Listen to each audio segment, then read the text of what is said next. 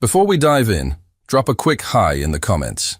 It may seem small, but trust me, it really helps YouTube share this story with more sci-fi fans like us. I'd love to see who's watching. Hengler braced himself against a flickering console as Caliban 7's planetary grid screamed in protest. The overhead lights stuttered. Alarms howled. Every readout on his station was a mess of static and error messages, warning him about things he could already see with his own eyes. He had spent years preparing for disasters. Earthquakes, reactor failures, colony-wide depressurization. Every worst-case scenario had a checklist, a system, a way to fix things. But not this. Not the sky splitting open. Not the fire raining down. Not war. Out beyond the reinforced windows of the colony's central operations hub, the skyline was disappearing. The high-rise industrial sector was on fire, reduced to half-melted skeletons of steel and burning composites. Smoke curled through the streets, weaving between buildings like something alive, swallowing the city whole. Someone groaned nearby. Hengler turned and saw Corporal William DiCenzo leaning against a collapsed bulkhead, his uniform blackened with soot, his forehead slick with blood. One of his gauntlets was half-melted from a heat blast. The man shouldn't even be standing. "Tell me we're sending a distress signal," DiCenzo said, voice raw. "I'm trying," Hengler muttered. "They hit the main array." "Backup relays?" Hengler didn't answer right away.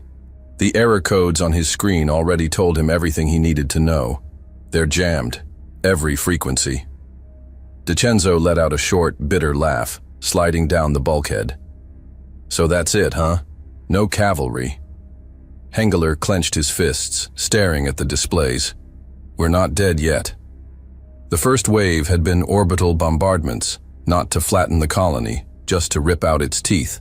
Defense platforms, automated turrets, anything that could fire back. The second wave had come in the form of ships, not sleek war machines, not polished fleets. The Zarek didn't have that kind of technology. Their vessels were jagged, modular things, cobbled together from whatever they could salvage or steal. They shifted mid-flight, their plating rearranging like shifting puzzle pieces, forming attack formations as they swarmed toward the surface. They weren't built for long wars. They were built to win fast. And then, the third wave, the drop pods. Thousands of them. They punched through the atmosphere like iron meteors, slamming into city streets, industrial yards, rooftops. The ground quaked with each impact. Their hydraulic stabilizers hissed, and then hatches blew outward, releasing the invaders. Below, the streets were in chaos. Civilians ran in all directions, some clutching children, others dragging wounded neighbors through the wreckage. A transport skidded sideways on the main thoroughfare, slamming into a market stall as its pilot, blinded by the smoke, fought for control. A woman screamed for someone who would never answer. Fires consumed entire blocks, and through the deafening wail of alarms, the distant sound of gunfire signaled that the invasion had reached the ground. The Zarek weren't giants. They weren't the towering monstrosities from human nightmare fuel holovids. But their armor made them look that way. Patchwork plating, dull gray composites streaked with oxidized copper, bulked them up, amplified their strength. Servo motors hissed with every step. And they moved like a force that had rehearsed this invasion 1,000 times before. Hengler had seen them firsthand. The first squads had spread out with tactical precision, sweeping the streets, setting up kill boxes, shutting down escape routes before most of the colony even realized what was happening. And then the real fight had started. The colony's pilots had launched in whatever they could fly, civilian freighters, outdated patrol ships, even cargo haulers with mounted turrets. Some of them hadn't even made it past the stratosphere before getting ripped apart. But some did. A trio of veteran pilots, flying through orbital debris, used it as cover and launched a surprise counterattack. They took down 2 Zarek vessels before the invaders caught on and countered. It hadn't been a victory, but it had been a moment. On the ground, the civilians didn't just run. A dock worker used a stolen pulse cutter to carve through an enemy mech's leg. A security officer fired a single round and dropped at Zarek before getting shredded by plasma fire. A group of engineers jury-rigged industrial welders into makeshift flamethrowers, forcing invaders to retreat from a loading bay. They weren't trained soldiers. They weren't an army. But they weren't going to die without a fight. The Zarek had come expecting a slaughter, but they got a war, and they wouldn't forget. Across the city amidst the wreckage, Colonel Martin Hill came back to the world in pieces, half convinced he was already dead. The last thing he remembered was the ceiling collapsing as a shockwave blasted through the defense barracks. Now the thick taste of dust and blood filled his mouth, and a high-pitched ringing clawed at his ears. He forced himself upright, blinking through the haze. He wasn't dead, but plenty of his men were. The once pristine staging ground for the colony's security forces was now a smoking ruin, half buried under the weight of its own reinforced plating. Fires licked at the walls. The comm station was a molten husk. Shattered helmets, broken rifles, and the bodies of men he'd trained with for years littered the floor. Hill ground his teeth, scanning for survivors. "Anyone still breathing?" His voice came out hoarse but firm. A groan answered from nearby. Lieutenant Rhodes, face smeared with soot, pushed himself up from under a collapsed locker. Further down, a pair of corporals staggered to their feet, one clutching his side, the other gripping the remains of a rifle like a lifeline. 4 men. That was all that was left of his command post. It wasn't enough, but it would have to be. Rhodes coughed, trying to steady himself. "Perimeter's gone. Main force wiped out before they could even mobilize. I tried." Hill cut him off. "You tried, and you're still alive. That means you try again." The lieutenant nodded, fists clenched. There was no room for doubt. Not now. Outside, the battle was already lost. Hill could hear the plasma fire growing closer, the rhythmic pounding of Zarek boots sweeping through the ruins. They weren't patrolling. They were clearing the wreckage, executing the wounded. They had minutes at best. Hill looked around the shattered barracks, then at the old access panel near the storage bay. The underground maintenance tunnels ran deep beneath the colony, deep enough to move unseen. He pointed. "We go down. Now." The corporals hesitated. "Sir, if we abandon the barracks—" "This isn't a barracks anymore," Hill snapped. "It's a graveyard. You want to die here, fine, but I'm not going to hand them another easy kill." No one argued after that. One by one they moved, cautious, wounded, but determined. The Zarek wouldn't find bodies here. Not yet. Elsewhere in the colony, buried in failing systems and broken signals, Hengeler knew they were losing. The smoke-choked skyline outside was proof enough. And he had one job left. He exhaled, forcing his hands steady as he ran another system scan. Somewhere in this damn colony, there had to be a way past the interference. "There's got to be something left," he muttered. "A repeater, a low-frequency channel. Hell, even an old maintenance uplink." DiCenzo, still slumped against the bulkhead, just shook his head. "If there was, you'd have found it by now." Hengeler ignored him, shifting to another panel, digging through every buried system in the network. 1 bar of signal. Then 2. His breath caught. A burst of static rippled across the speakers. Something was breaking through. And then the signal collapsed. Not interference, not a malfunction. His stomach churned. Someone had cut it off. DiCenzo caught the look on his face. "It's bad, isn't it?" Hengeler didn't answer right away. He just stared at the broken console, at the flashing error message, at the realization that settled like iron in his chest. He swallowed hard. "We're on our own." The acrid scent of scorched metal and burning composites filled the air as Caliban 7's skyline flickered with the glow of controlled devastation. The colony was no longer just a settlement. It was occupied territory. Zarek patrols moved efficiently, securing intersections, checking bodies, and sweeping buildings for survivors. Their segmented armor clanked with every step, formations shifting in perfect synchronization. They carried themselves like conquerors, but they weren't. Not yet. The humans had fought, harder than the Zarek expected.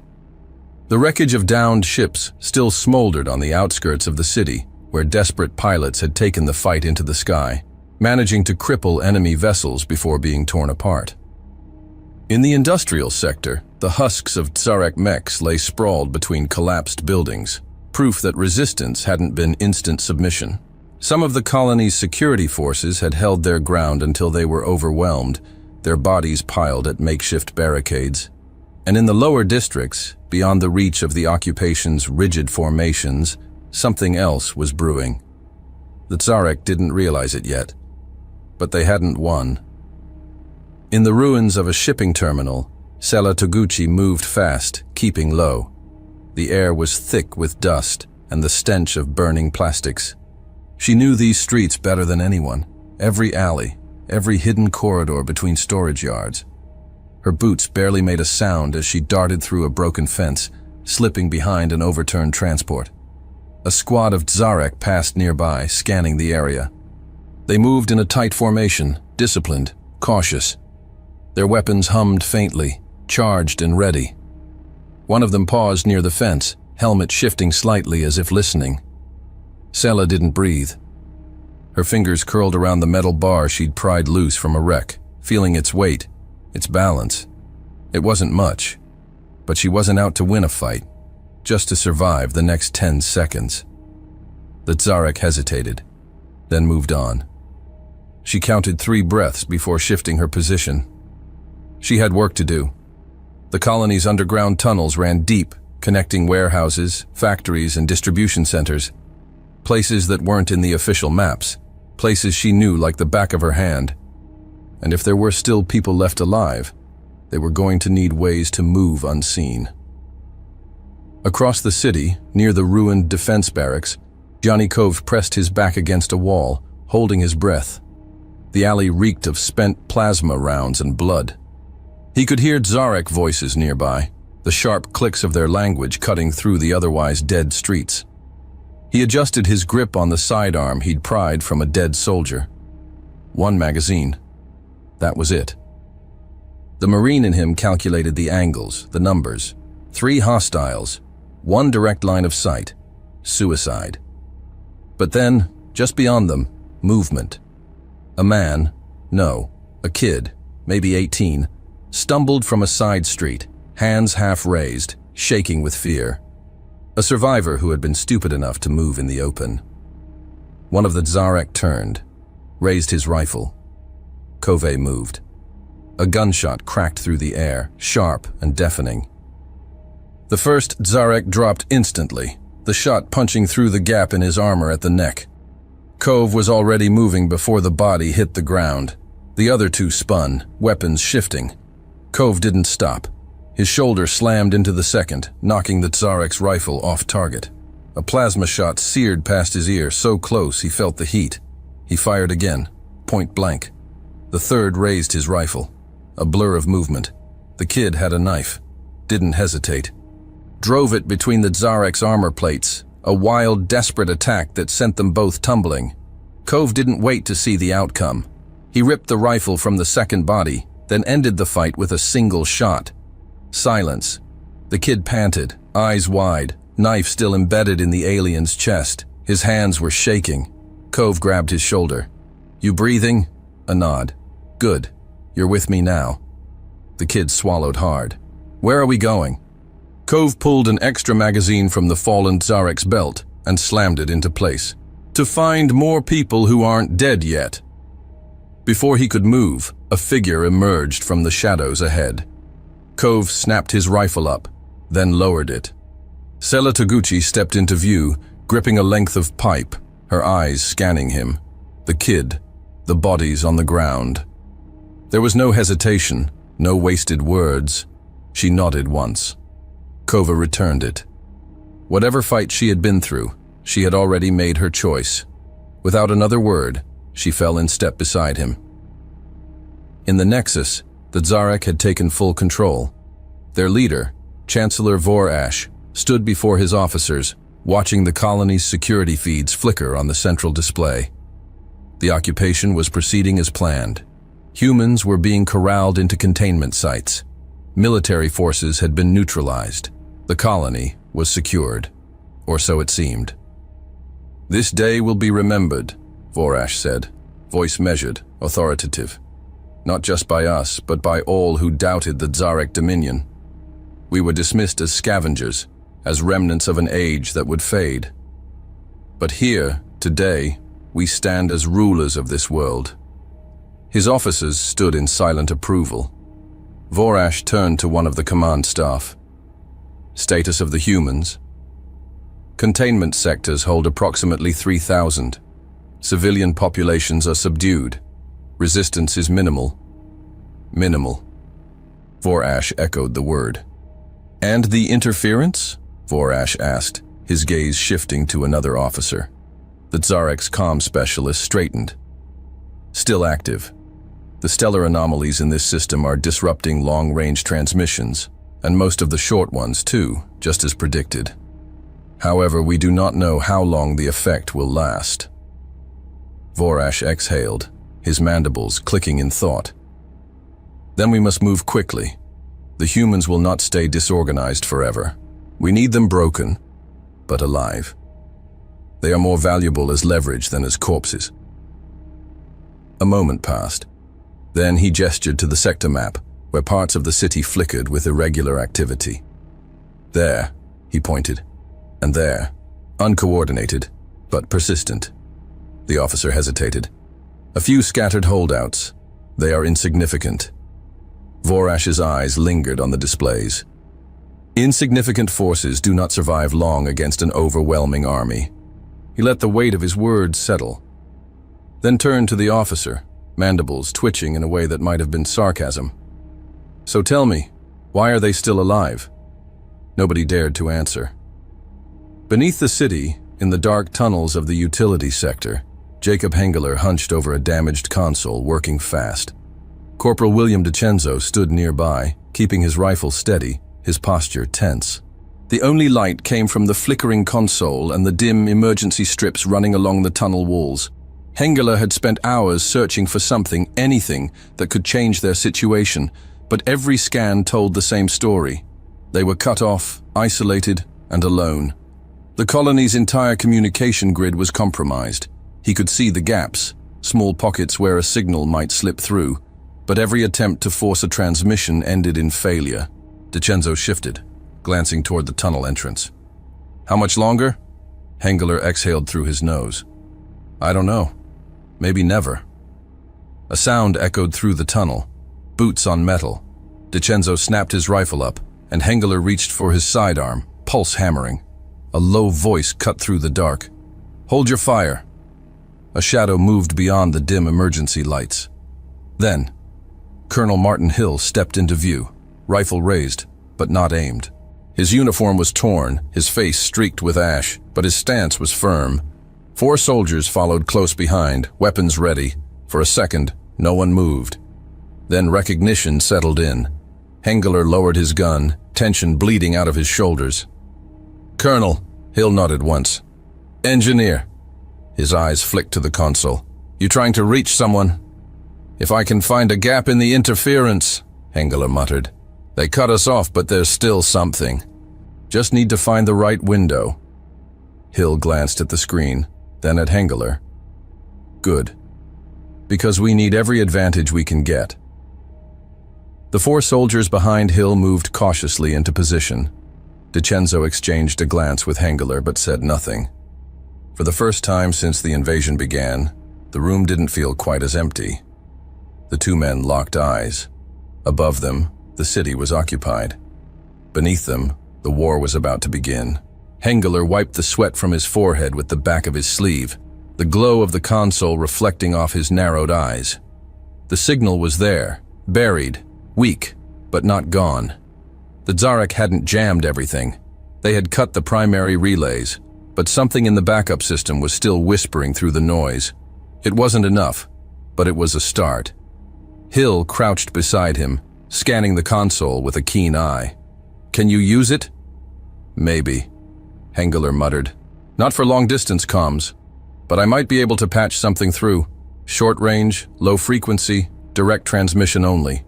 Nothing clean, nothing stable. Hill smirked. That means we can coordinate. A grim satisfaction flickered between them.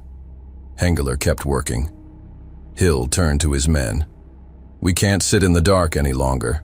If the Zarek think they have control, we let them believe it, and then we start cutting them apart. The soldiers nodded. They didn't need orders to fight back. They needed direction. We move in 2 teams.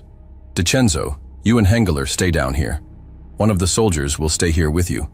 Find a way to get messages through. If we can link up with survivors, we turn this mess into a war. DiCenzo grunted. Understood. Hill's gaze shifted to the other 3 soldiers. We're heading topside. We need supplies, weapons, and eyes on enemy movements. He slung his rifle over his shoulder.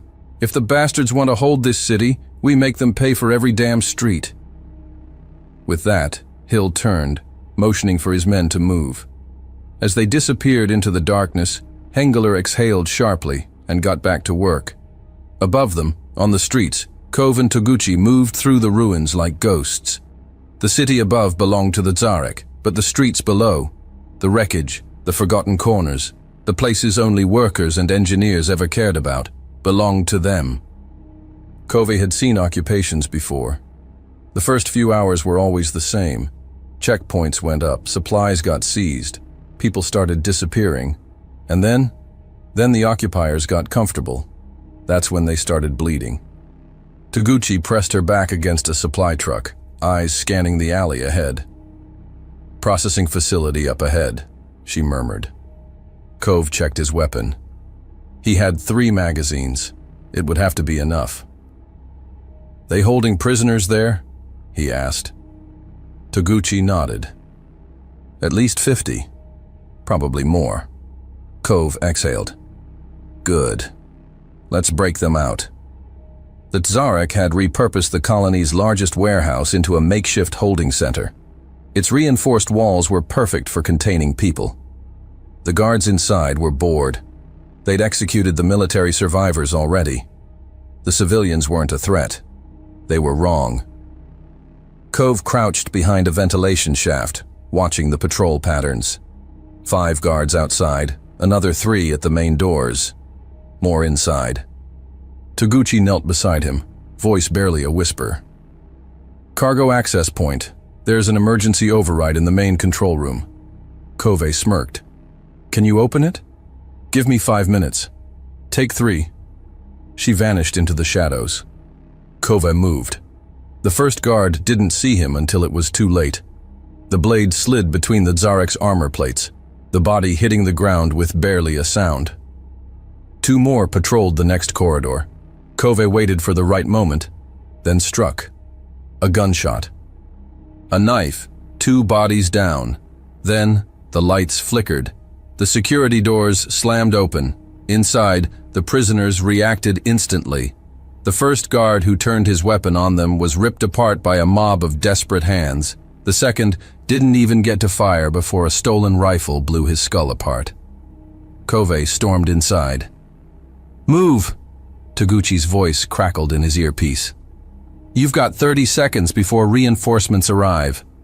Kove grabbed a rifle off a fallen Zarek and tossed it to one of the prisoners. Then we'd better make them count. On another corner of the colony, Hill's men struck fast. They moved through the shattered industrial sector, hitting supply depots, setting up ambush points. They didn't fight fair. They fought smart. A Zarek patrol was pinned in an alley when a rigged fuel line ignited, turning the street into an inferno. Another squad was cut off when their transport was disabled.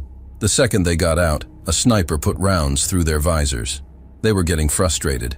Hill wanted them angry. Angry enemies made mistakes. Vorash stood in the Nexus watching the latest reports. His claws curled against the metal table. He shouldn't be hearing reports of Zarek deaths. The humans were broken. The city was theirs. And yet, a containment site was breached. A patrol was wiped out. Sabotage reports were increasing. He turned sharply. Where is this resistance coming from? An officer hesitated. Scattered groups. We underestimated the number of survivors. Vorash's eyes twitched. No, we underestimated their will to fight. He growled lowly. This is not an insurgency. Yet. He turned back to the display, watching the red blips marking casualties. But it could become one. Night still clung to the ruins of Caliban 7 when the first explosion shattered the silence.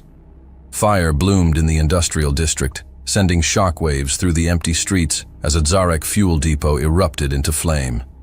In the darkness, Colonel Hill and his soldiers moved swiftly, slipping between wreckage and abandoned vehicles.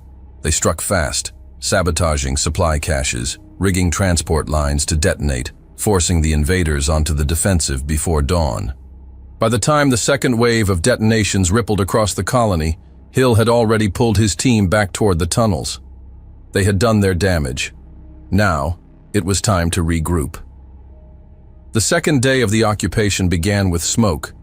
Thick black columns spiraled into the sky, rising from fuel depots, transport hubs, and storage facilities that had once belonged to the colony.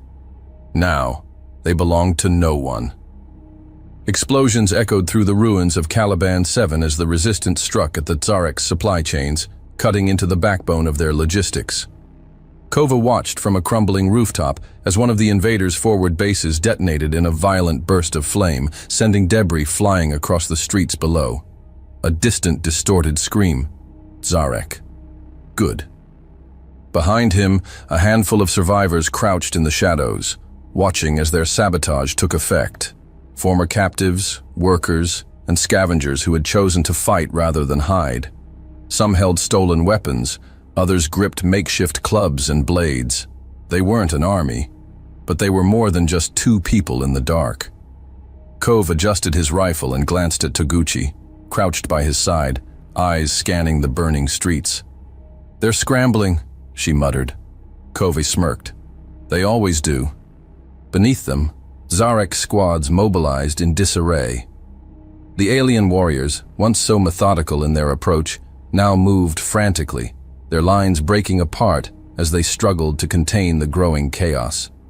Supply lines were severed.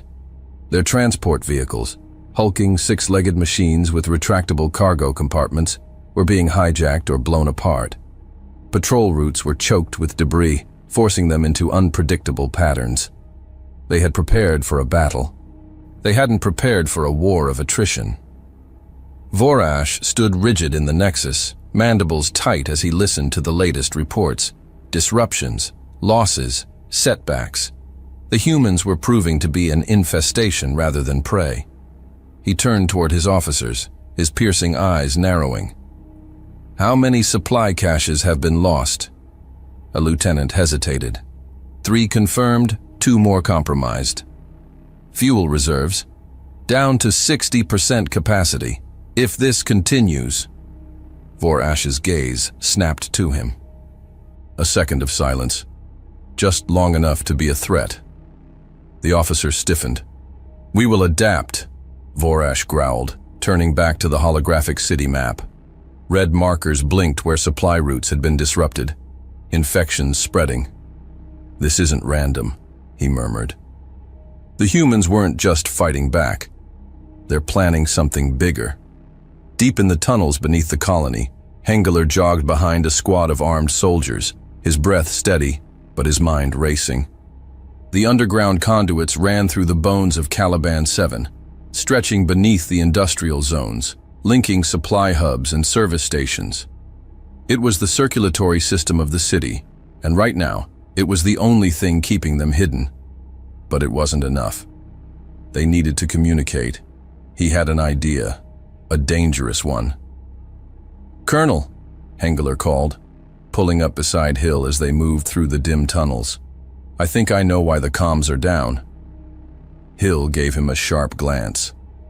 "Explain." "It's not just jamming. It's something else." Hengeler frowned at his scanner, watching the chaotic waveforms pulse across the screen. Hill narrowed his eyes. "What are you thinking?" Hengeler exhaled. "There's a pattern here. There are gaps, small bursts of open frequency."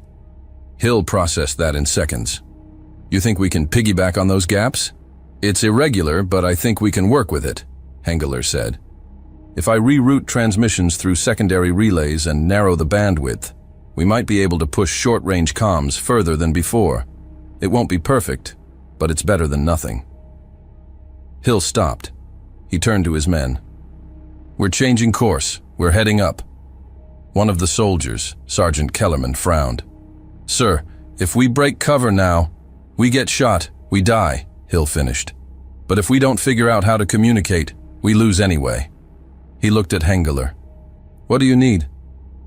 Hengler masked the back of his neck. A transmitter, and a building tall enough to catch the gap. The old broadcasting tower was half collapsed, a skeletal remnant of metal beams and shattered panels, but it still stood.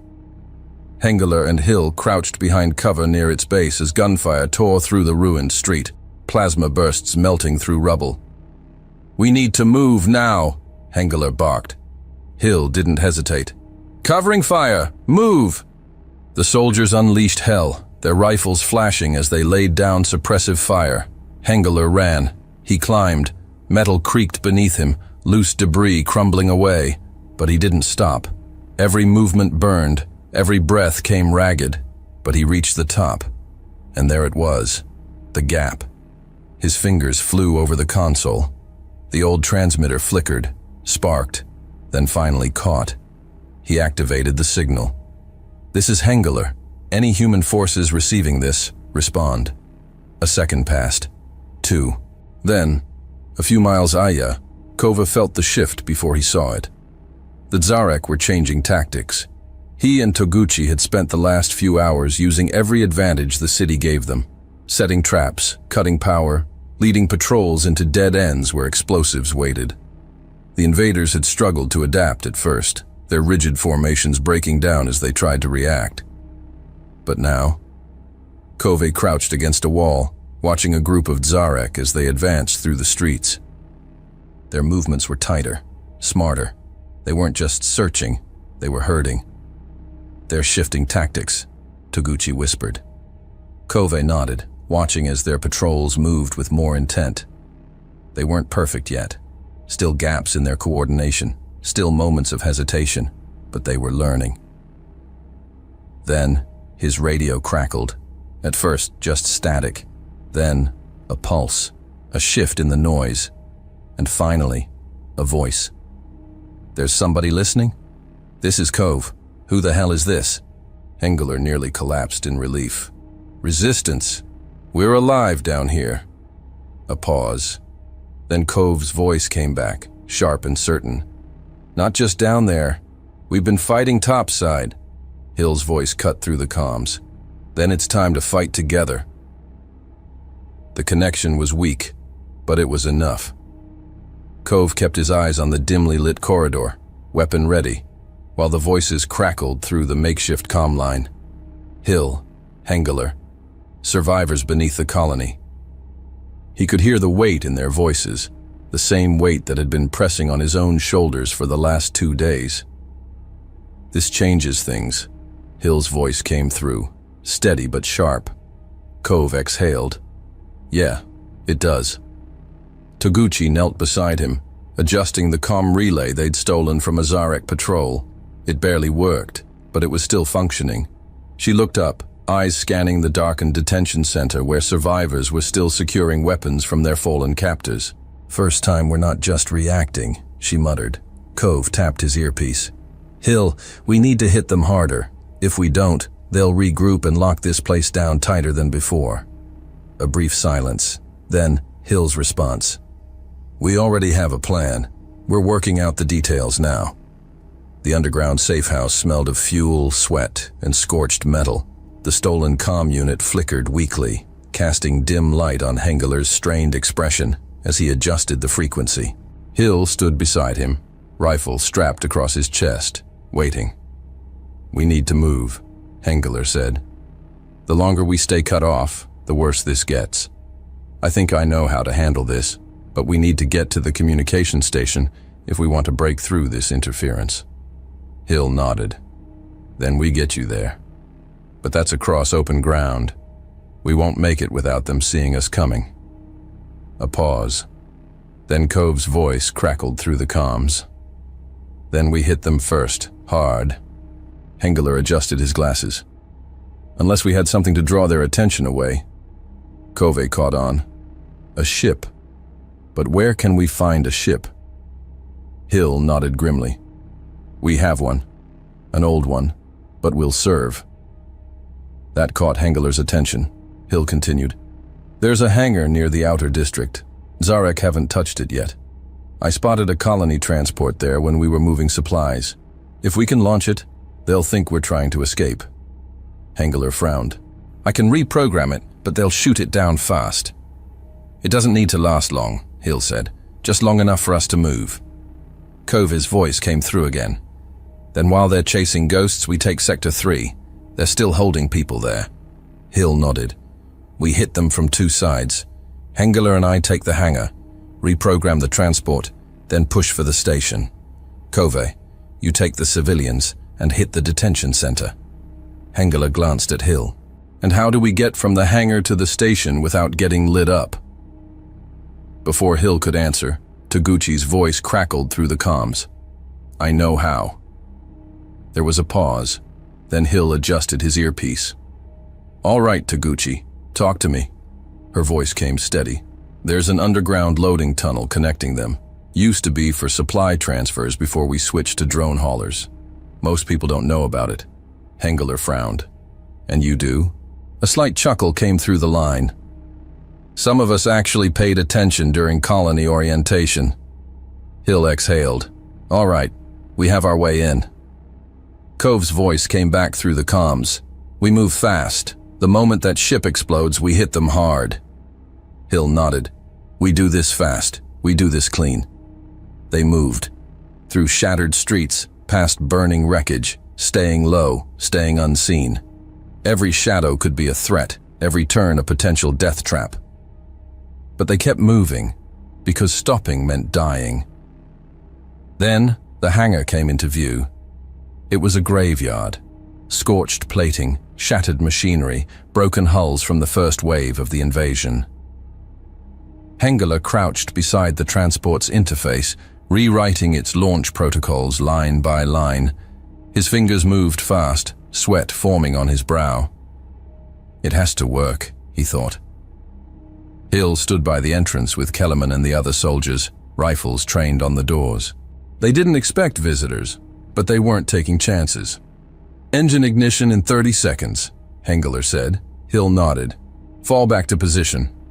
The transport whined to life, engines sputtering, shaking the dust from the hangar's ruined walls. Then it launched. It wasn't fast. It wasn't meant to be. It wobbled, barely stabilizing, climbing toward the smoke-filled sky like a wounded beast. And the Tsarek saw it. "Sir, human vessel has launched from the surface." Vorash turned sharply toward the command officer. The holographic display flickered. A colony transport was breaching low orbit. Impossible. They had no ships left. "Destroy it," he growled, furious. The transport climbed higher, just high enough. And then, it exploded. A chain of detonations tore through the air as the ship ripped itself apart. The debris scattered, falling back toward the city, lighting the sky in a storm of wreckage. Zarek fighters circled, adjusting their formation, waiting for more ships to launch. There wouldn't be any. Hill smirked. They had bought time. "Move," he ordered, already leading his men toward the communication station. Sector 3 was a war zone. The detention site loomed ahead, a reinforced structure of metal and stone, its entrances guarded by squads of Tsarek soldiers. They weren't expecting an assault. Cove moved first. 2 quick shots. One Tsarek fell. The other spun toward them, weapon rising. Taguchi fired. The shot went wide, sparking off a metal beam before ricocheting straight into the alien's throat. He crumpled. Taguchi exhaled sharply, gripping the gun tighter. She hadn't meant to hit that, but she wasn't about to complain. The resistance surged forward. A blast tore through the sidewall, rigged explosives from their scavenged stockpile. The humans poured inside, a flood of desperate survivors turning into an unstoppable force. Guards shouted, scrambling to hold position, but it was too late. Taguchi sprinted toward the security panel, bypassing the lock. "We're in!" The doors slid open. The prisoners hesitated. Then all hell broke loose. They lunged for weapons, for their captors, beating them down with the fury of 2 days in chains. Cove barely had time to call out before the last of the guards broke ranks, trying to flee. One of them stumbled. A metal beam, swung by a prisoner, crashed against the side of his helmet. Armor plates cracked, bent inward. The Tsarek staggered, claws scraping the ground. Cove raised his weapon, but stopped. The alien wasn't getting back up. For the first time, Cove really saw it. Beneath the fractured armor, the Tsarek's body was thin, sinewy. Not the towering force they pretended to be. The armor was their strength. Without it, they were breakable. Taguchi saw it too. "They're not as strong as we thought." Cove exhaled. No. He looked back at the freed prisoners, at the weapons they held, at the enemy that wasn't invincible anymore. They're not. Vorash stood motionless as the reports came in. A detention center had fallen. A communications station was compromised, and the ship, it had been a lie. His claws curled against the metal table. This was impossible. A war fleet had seized this world. They had crushed resistance, broken defenses. And yet, these humans refused to die. They weren't retreating. They weren't breaking. They were hunting. His grip tightened, metal groaning under his strength. His mind raced. How? How had they let this happen? His officers stood silent, waiting. Vorash bared his teeth. No more mistakes. He turned sharply. Deploy the purge squads. The air inside the communications station was thick with dust and static. The facility had been abandoned since the first wave of the invasion, left to decay under the weight of broken systems and collapsed infrastructure. But the core remained intact. Hengler crouched near the main console, working fast the interface, sweat trickling down his forehead. They didn't have time. Hill and his soldiers secured the room, rifles raised toward the door, waiting for the inevitable. The Tsarek would come. "Talk to me," Hill muttered. Hengler's eyes flickered across the screen, analyzing the interference, tracing the source of the disruption. Something wasn't right. "The interference isn't just jamming," he muttered, voice tight with concentration. "It's an electromagnetic pulse cycling through the atmosphere." He frowned. "Oh, hell." Hill turned sharply. "What?" Hengler swallowed hard. "It's not just interference, it's the damn star." Hill narrowed his eyes. "What are you talking about?" Hengler adjusted his glasses, pushing deeper into the system logs. "The Tsarek aren't just blocking us. They've been amplifying something that was already here." He tapped a sequence, pulling up raw waveforms. The stellar activity. They knew it would happen. They planned for it. Hill's expression darkened. "You're telling me they saw this coming?" "They didn't just see it coming," Hengler hissed. "They built their invasion around it. They're using orbital relays to feed the star's interference right back into our systems, turning our own technology against us." Hill clenched his jaw. "Can you break it?" Hengler's mind raced. "Now that I know what to look for? Maybe. The gaps in the interference. They're real, but unstable." His breath hitched. "I can force a signal through. It won't last, but it'll be enough." Hill nodded once. "Do it." Hengler entered the final override. The system shuddered, screens blinking. The emergency relay, a backup meant for colony-wide disaster scenarios, activated. Then, a connection. He didn't hesitate. "This is Jacob Hengler of Caliban 7. Human colony under attack. Tsarek occupation. Hostile forces overwhelming resistance. If anyone can hear this..." Static. Then, a pulse. The signal pushed through. "Repeat, Caliban 7 under siege. Send immediate reinforcements." The transmission locked. The emergency beacon flared red. It was out. For a moment, Hengler let himself breathe. And then, the first explosion hit. Tsarek forces breached the outer walls in seconds. The impact of plasma detonations sent shockwaves through the facility. Hill barely had time to bark a warning before the main corridor erupted in gunfire. "Contact!" DiCenzo shouted, opening fire. The first wave of Tzarek stormed through the blast doors, their armor catching the dim red glow of emergency lights. Their weapons hummed, plasma bolts ripping through debris. Hill fired first. One shot to the visor, a direct hit. The alien staggered, crumpling backward. Another lunged toward them. DiCenzo's rifle barked, cutting him down. The fight collapsed into chaos. Hengeler ducked behind a console, hands gripping the edges of the terminal. They had sent the message. That was all that mattered. Hill's voice cut through the noise. "We're pulling out. Now!" They fell back, moving through the ruined corridors, gunfire echoing behind them. The station was lost. But the signal was out. And that meant hope, however faint, was still alive. Kove crouched behind an overturned vehicle, watching the street burn. The Tzarek were everywhere. They had shifted tactics. No more strategic sweeps, no more controlled advances. Now, it was pure carnage. Taguchi slid beside him, her breathing steady despite the chaos. "They're throwing everything at us," she muttered. Kove checked his rifle. "Yeah." He glanced toward the civilians huddled behind makeshift barricades, former prisoners, workers, refugees who had become soldiers overnight. Some clutched scavenged weapons. Others held nothing but metal pipes and sheer determination. They had no time to wait. Kove tapped his earpiece. "Hengeler, talk to me."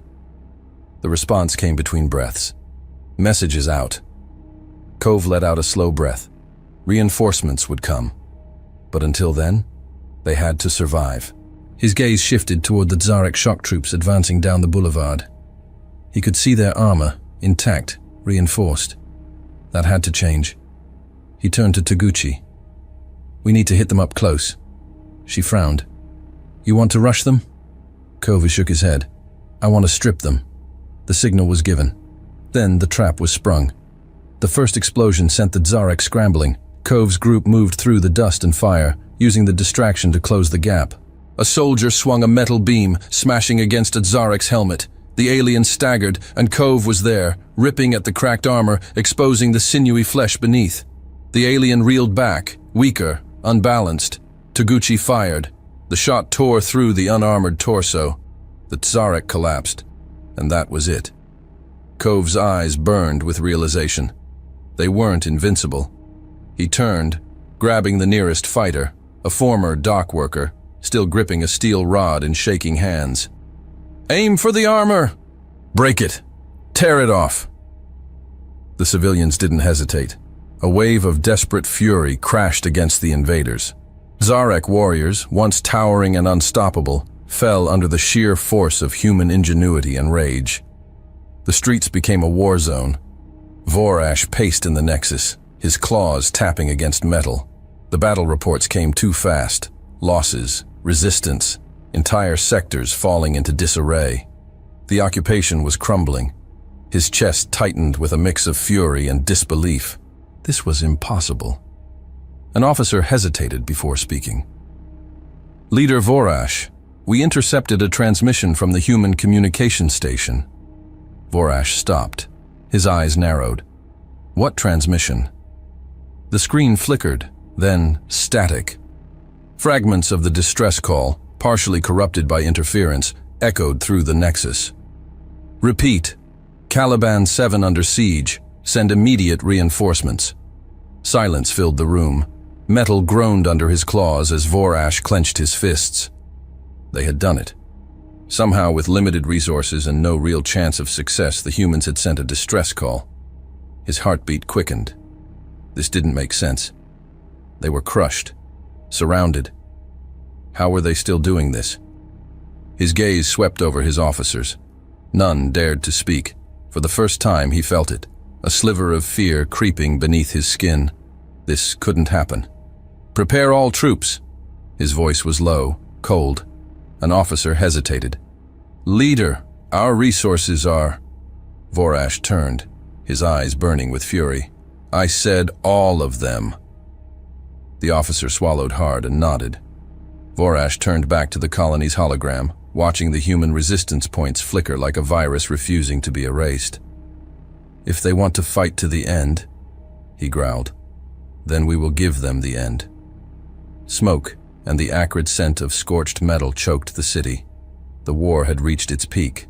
Fires raged in the industrial sector, columns of black smoke twisting into the sky like funeral pyres.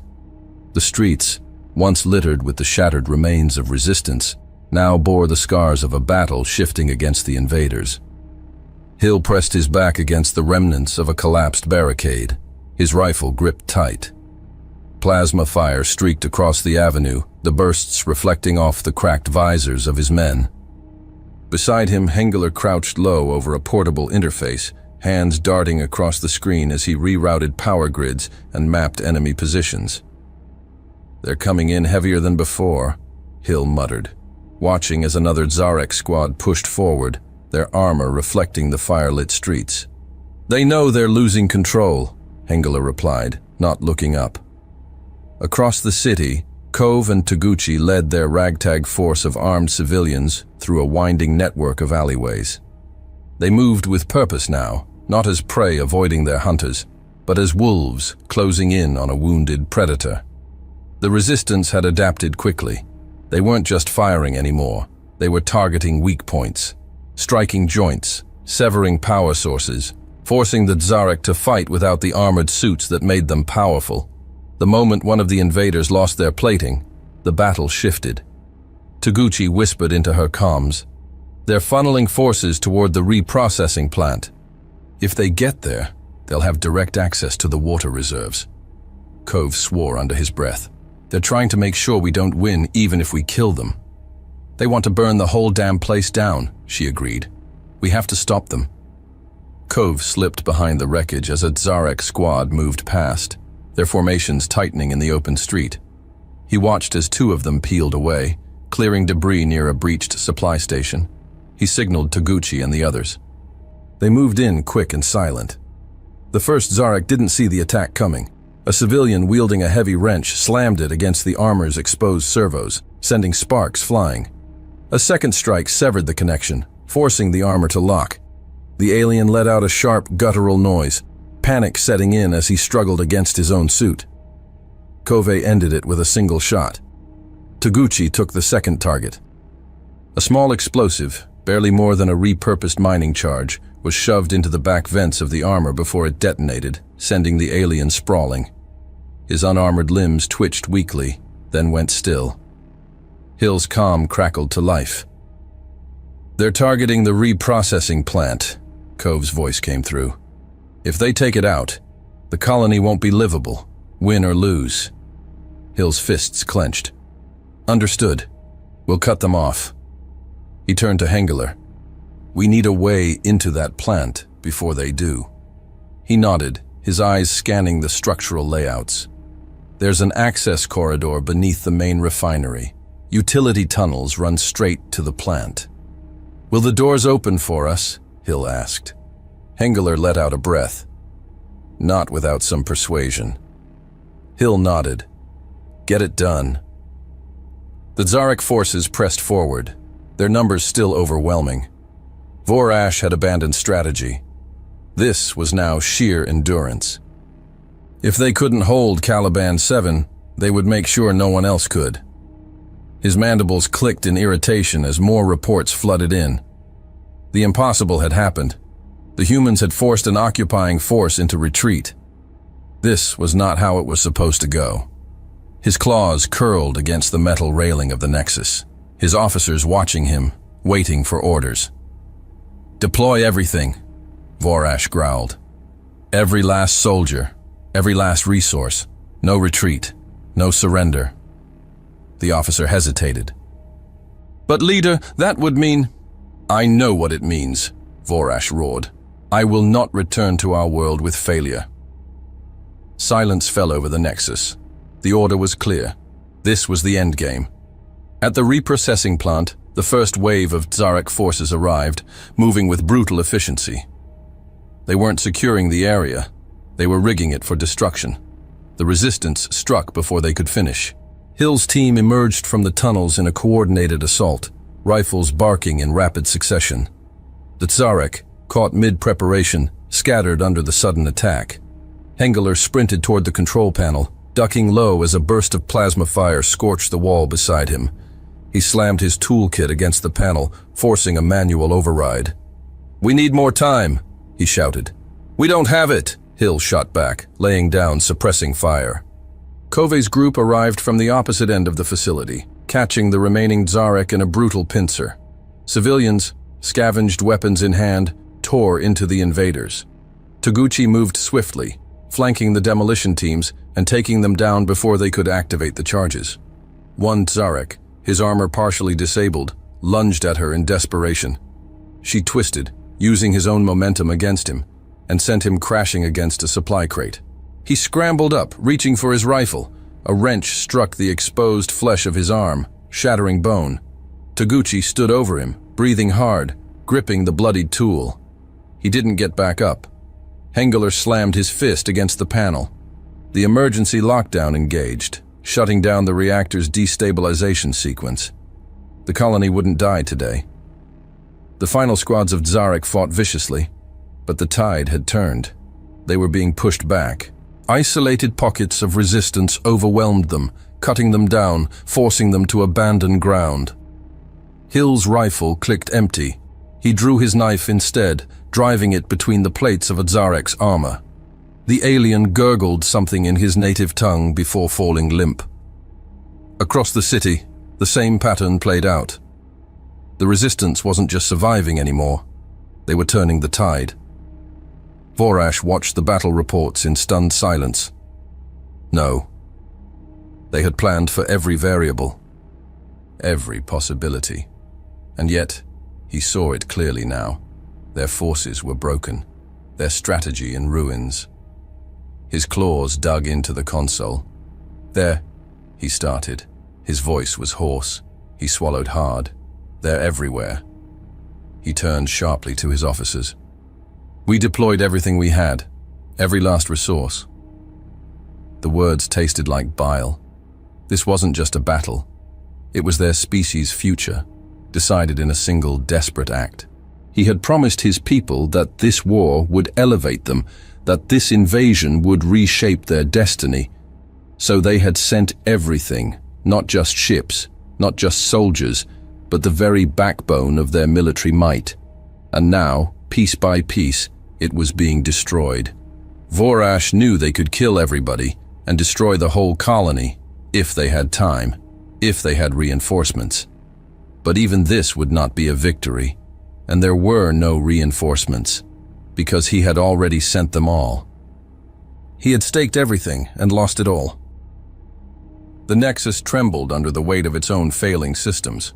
Vorash stood at the center, staring at the battlefield projections, his claws curling into the metal railing. The colony was slipping from his grasp.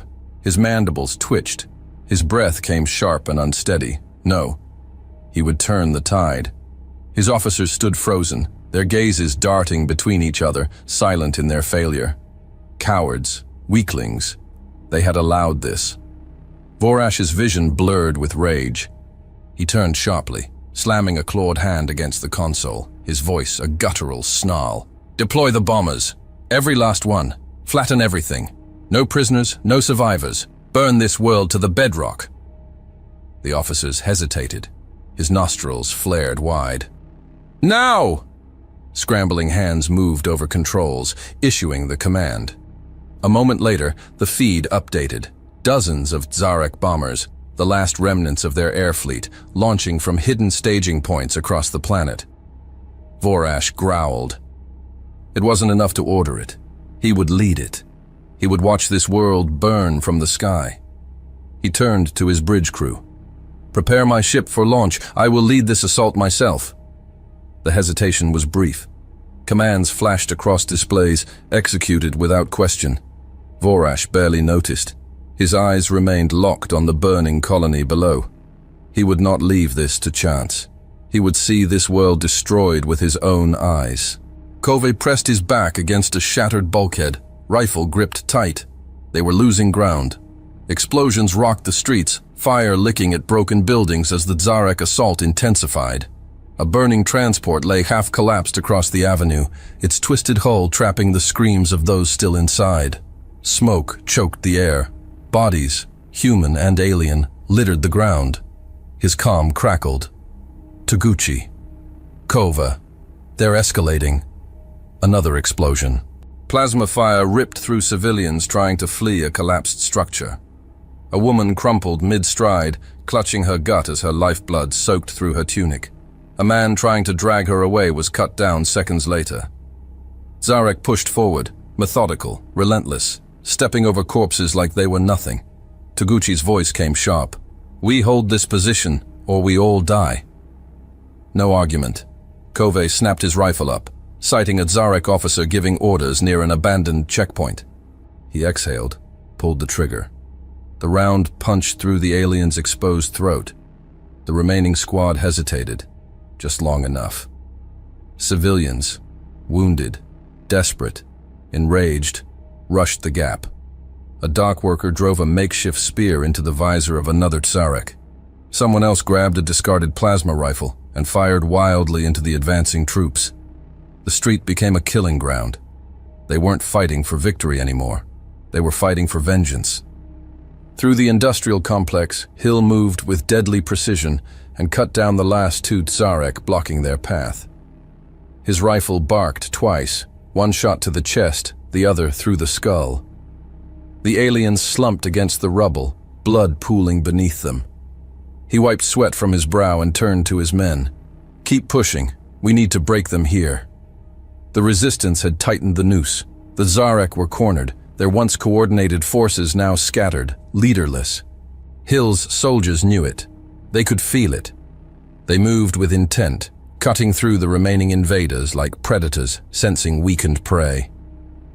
"Take those bastards down!" Gunfire erupted. A squad of Zarek tried to regroup near a downed transport, but the humans were faster. Hill's men flanked them, firing in unison. Two went down instantly, their armor shattered. The last turned to run, only to be cut down by a well-placed burst. The battlefield belonged to the humans now, but the sky belonged to the Zarek. Until now. The bombers streaked across the sky, their massive forms casting dark shadows over the ruined colony below. Inside the lead ship, Vorash watched the battlefield unfold from the bridge of his personal warship. His throat vibrated with a low growl as he saw his forces falling, being overrun, his empire crumbling in real time. But it didn't matter. He would have his revenge. The Zarek bombers moved into formation, their payloads primed. In moments, fire would consume everything. He allowed himself a final breath, preparing to give the order. And then the heavens opened. The first explosions came without warning. A storm of energy lanced through the clouds, ripping into the Zarek fleet with devastating precision. The lead bomber disintegrated mid-flight, its armored hull shredded like paper. The ones behind it fared no better. Missile trails streaked across the sky, tracking their targets, each detonation a death sentence. Then came the sonic booms. Human warships burst through the atmosphere, sleek and lethal, their guns already firing before the Zarek even had time to react. Vorash watched, frozen, as his bombers, his last desperate hope for victory, were torn apart in seconds. No warning, no chance, just destruction. The sky was no longer his, it was theirs. On the ground, Covey felt it first, a shift in the air, the kind of change only soldiers recognized. Then came the streaks of fire across the clouds, human drop pods descending like falling stars, impact craters marking the arrival of reinforcements. Cheers erupted across the battlefield. The resistance roared in defiance. "They're here!" Toguchi's voice was breathless. "The fleet! They came!" The remaining Zarek soldiers saw it too, and they broke. Some fought to the last, others threw down their weapons, raising their hands in surrender. It didn't matter. The war was over. Vorash fell to his knees. The bridge around him burned, consoles flickering, alarms shrieking. But he barely heard any of it. He had failed. He had led his people to slaughter, and left his world without any protection. For nothing. He looked at his hands, claws trembling. If his kind had tears, they would drown him. "Forgive me," he whispered. Forgive me for destroying us." His officers were dead, his fleet annihilated, and outside his failing ship, the sky swarmed with human warships. Dozens of them, hundreds of them. The last remnants of the Tsarek armada flickered as sensor readings updated. More fleets arriving, endless reinforcements flooding the heavens. Caliban 7 was not just saved, it was avenged. Hey there, space human. I'm really curious about your thoughts on this video. Drop a quick comment and let me know what's on your mind. Or just say hi if you prefer. Either way, I'd love to hear from you. Oh, and one last thing. Every great soldier knows that to survive and become a hero, taking care of yourself is key. So before you go, check the pinned comment. Trust me, it's important. And I've chosen another video for you to watch. Just click the card here, or here if you want the whole playlist. See you there.